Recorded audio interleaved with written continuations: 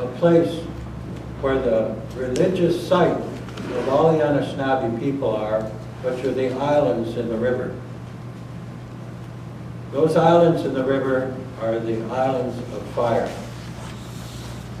And those islands are the heart and center of all the Anishinaabe people. They are our Mecca. Our elders out west in Alberta talked about those islands. And William Commanda, who's Algonquin. The Algonquin people were guardians of those islands. But of course, they opened it up not only to Anishinaabe people to come and give offerings, but to all people. So that was an international center. And why it was so important was there was the Chaudière Falls and the Great Whirlpool. And that Great Whirlpool was a natural symbol that looked and appeared like the Creator had made a sacred pipe, because in the whirlpool the mist would come straight up. And so people would come there from all over and give offerings to that sacred pipe, to remind us all that we should live in peace, we should live in harmony, so that all the tribes would come there and make that offering. So that is the religious site of all the Anishinaabe people, both in Canada and the United States. The development, the Windmill company, and somehow in the papers there had been articles implying that it was already a done deal for the condos that were being built by the same people who have the tower next to Christchurch Cathedral. Do you know where things are in relation to that, or? Well, the only thing is that, and looking at that, the industry is dying out, and so it can be returned to the original religious site that it is. If you build a lot of condos there, which cost, people whatever, $500 or $1 million each, that again is take a long time for people to want to give up that territory back to the Algonquins.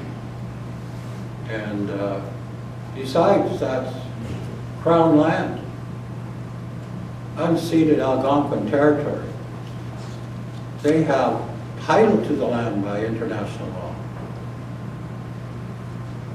So it's like selling the Brooklyn Bridge. Is it yours to sell? So it's a question of respect. And like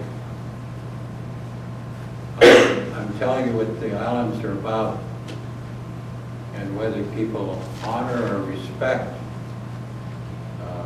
the Anishinaabe people or not, that is their judgment and your judgment.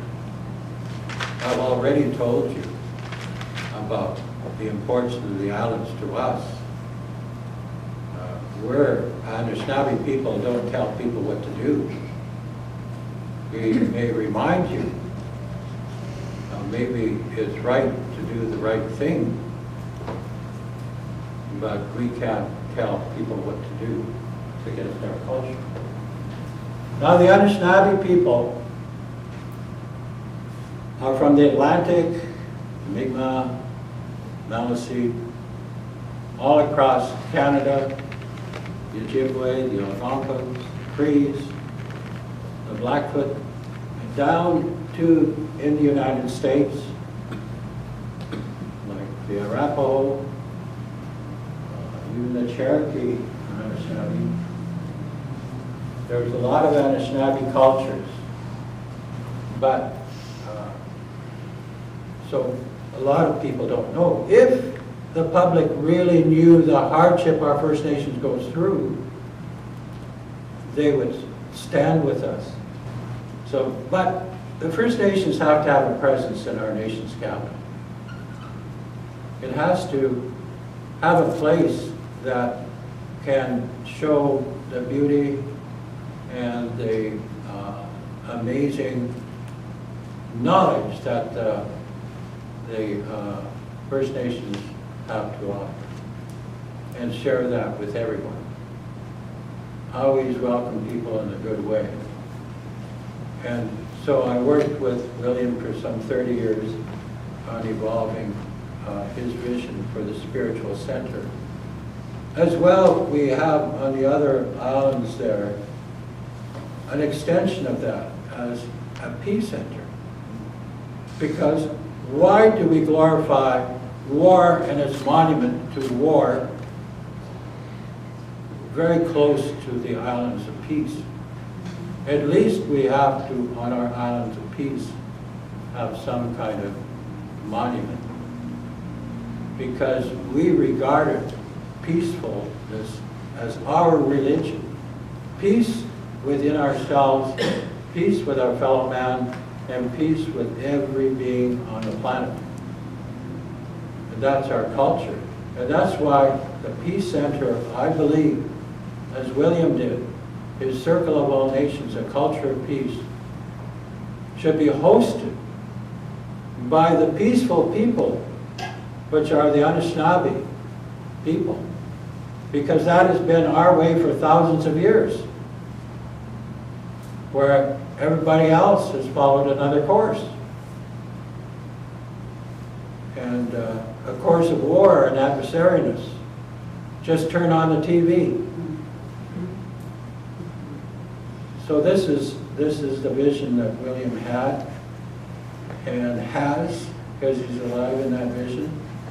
And before he died, he asked me to carry on his vision, and that's why I'm here talking to you about it. And it's so important to not only all the Indigenous people of Canada, this is for all the people of Canada. William never saw it as just for the Indigenous Center. Yes, it was hosted by the Indigenous people who always hosted peace, but it was, in a sense, open to all brothers and sisters of all cultures and all ethnicities and all people of all backgrounds. And as far as religion goes, William said, all paths are good when it comes to caring and loving. All paths are good. Everybody's welcome. So that was his, that is his vision. And we'll continue to petition that.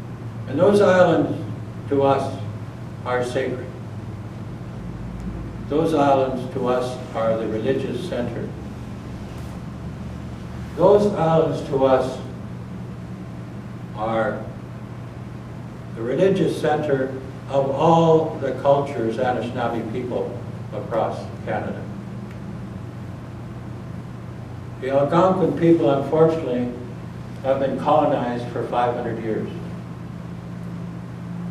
And when you go through that 500 years, perhaps your voice is not as strong.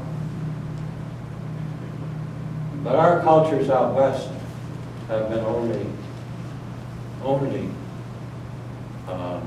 colonized really for 100 years. Our voices are very strong, and so are our songs and our ceremonies. They're very strong.